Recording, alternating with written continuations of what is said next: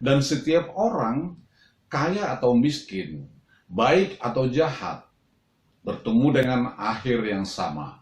Kita semua akan mati. Hanya ada satu kata untuk menerangkan kehidupan, yaitu kesia-siaan.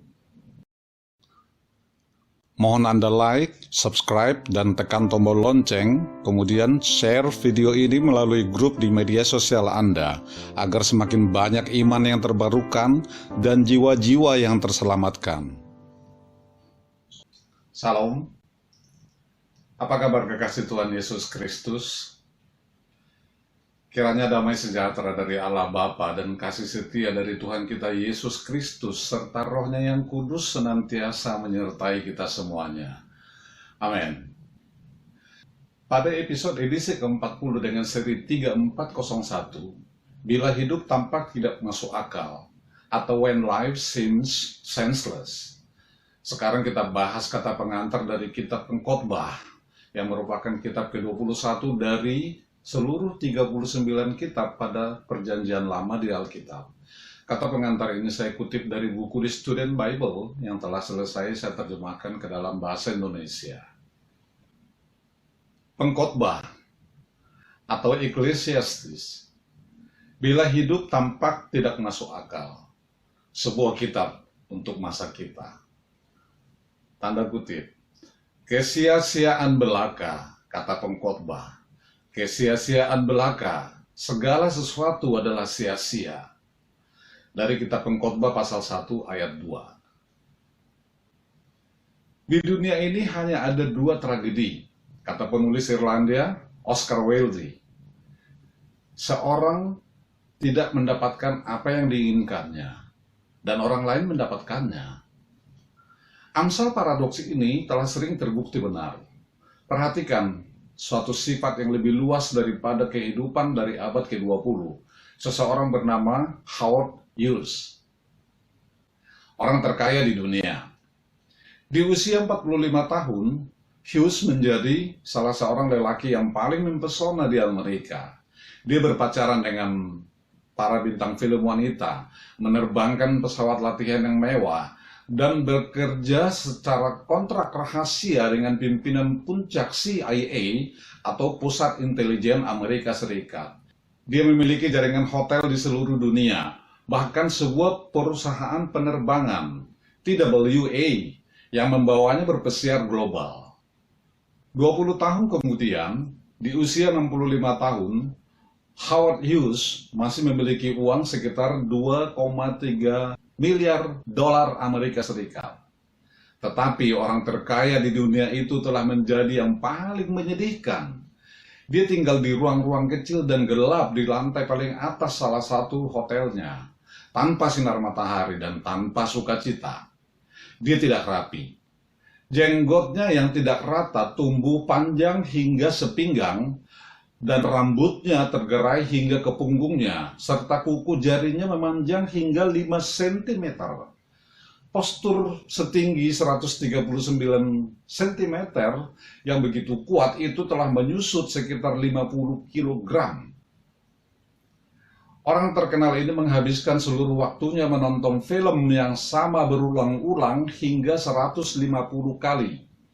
Dia berbaring telanjang di tempat tidur, ketakutan setengah mati terhadap bakteri. Hidup tidak lagi berarti baginya. Akhirnya, dikuruskan oleh ketagihan atas obat-obatan, dia mati pada usia 60 tahun karena kekurangan suatu peralatan medis yang oleh perusahaannya sendiri telah membantu mengembangkannya. Suatu kehidupan bahagia raja. Howard Hughes adalah contoh ekstrim dari suatu sindrom yang dapat menjangkiti orang kaya dan terkenal.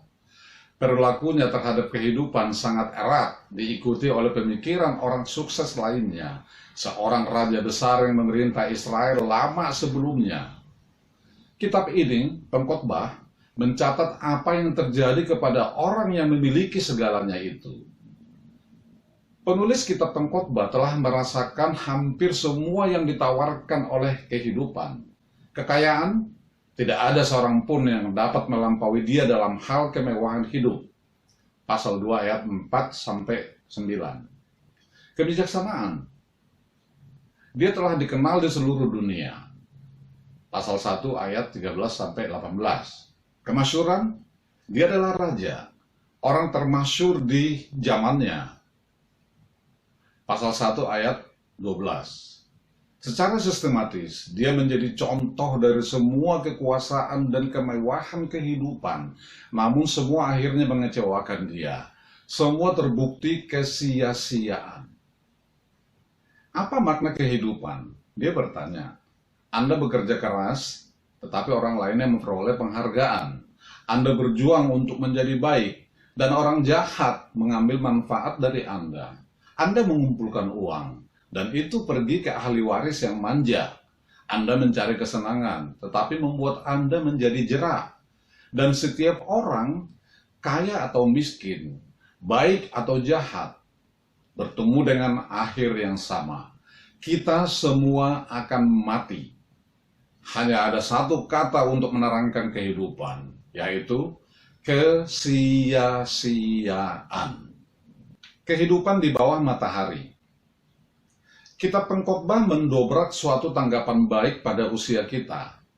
Kata-katanya menunjukkannya dalam lagu rakyat dan pada pelantikan presiden.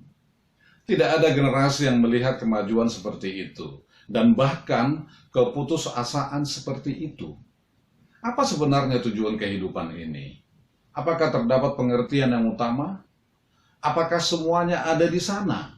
Tanya seorang penulis lagu setelah membuat daftar kesenangan hidup. Sebuah ungkapan penting dalam kitab ini, tanda kutip, di bawah matahari, menjelaskan dunia berdiam pada satu tingkatan, terpisah dari Tuhan dan tanpa keyakinan apapun di dalam alam baka. Jika Anda berdiam pada tingkatan tersebut, Anda dapat menyimpulkan dengan baik bahwa kehidupan adalah kesia-siaan. Kitab Pengkhotbah memberi beberapa kata tentang pengharapan, termasuk kesimpulan akhir, tanda kutip. Takutlah akan Allah dan berpeganglah pada perintah-perintahnya, karena ini adalah kewajiban setiap orang. Pasal 12 ayat 13. Itu adalah pesan positif, pelajaran dari kitab Pengkhotbah. Tetapi kata-kata positif seperti itu adalah hampir dibanjiri dengan contoh negatif yang penuh kuasa dari penulis. Anda dapat menyimpulkan seluruh kehidupannya dalam suatu pernyataan Yesus, tanda kutip. Apa gunanya seseorang memperoleh seluruh dunia tetapi kehilangan nyawanya? Dari kitab Matius pasal 16 ayat 26. Bagaimana membaca kitab Pengkhotbah? Kitab Pengkhotbah menarik reaksi yang ekstrim. Untuk selama beberapa ratus tahun, para ahli Yahudi memperdebatkan dengan sengit apakah kitab ini harus disertakan dalam kitab Perjanjian Lama. Tetapi novelis Amerika Thomas Wolfe mengatakan tentang hal ini, tanda kutip. Kitab Pengkhotbah adalah potongan tunggal terbesar mengenai penelitian yang pernah saya ketahui. Dan kebijaksanaan yang diungkapkan di dalamnya adalah yang paling berlimpah dan mendalam. Karena sifat unik kitab ini adalah penting untuk tetap memegang prinsip-prinsip tertentu di pikiran kita sembari membacanya. Perhatikan isi kitab secara keseluruhan. Pengkhotbah telah mendalami berbagai filosofi kehidupan. Selama pencariannya, dia mencoba melakukan berbagai pendekatan termasuk hedonisme, pengejaran kesenangan yang terkendali. Secara jujur, kita mencatat pencarian penulis tanpa menyetujuinya. Pada waktunya penulis menyimpulkan dengan pernyataan berputus asa yang secara langsung bertentangan dengan bagian-bagian lain Alkitab. Dalam kurung, sebagai contoh, ungkapan sekarang ini, semuanya adalah kesia-siaan. Bacalah pernyataan individual seperti itu dalam konteks mereka. Sama seperti kitab Ayub yang memuat berbagai argumen yang secara langsung Allah kemudian menolaknya. Maka kitab Pengkhotbah memuat banyak pernyataan tersendiri yang bertentangan dengan kesimpulan akhir. Kitab Pengkhotbah menampilkan dua fungsi yang sangat bernilai. Pertama, kitab ini seharusnya merangsang keharuan bagi mereka yang terjebak dalam keputusasaan, dan hidup di dunia kesia-siaan, sendirian, tanpa Tuhan. Dengan cerdas, penulis menangkap kegagalan dan kesia-siaan dari dunia seperti itu, mengemukakan suatu filosofi kehidupan yang menyebar luas pada masa kita sekarang. Tetapi kitab ini juga mencakup lebih dari sekedar keputusasaan. Kitab ini juga mencampurnya dengan berbagai amsal tentang bagaimana kehidupan seharusnya disikapi. Pengamatan tajam yang dapat dengan mudah dilihat. Carilah butir-butir hikmat, khususnya menjelang akhir kitab. Dalam kurung, Anda juga dapat menemukannya sangat membantu dalam menyeimbangkan kitab pengkhotbah dengan lebih banyak nasihat yang menguatkan dari kitab Amsal. Dengan mengajukan beberapa pertanyaan, penulis kitab pengkhotbah membantu persiapan untuk berbagai jawaban yang utamanya telah disediakan Tuhan. Pengkhotbah menyimpulkan, tanda kutip, segalanya adalah sia-sia di bawah matahari. Tetapi ketika Yesus Kristus telah datang, Dia menjanjikan kehidupan, tanda kutip, dalam segala kelimpahan. Dari kitab Yohanes pasal 10 ayat 10. Salam. Dari daerah Bintaro Jaya, Tangerang Selatan, saya menyampaikan, Tuhan Yesus memberkati kita semuanya. Amin, amin, amin.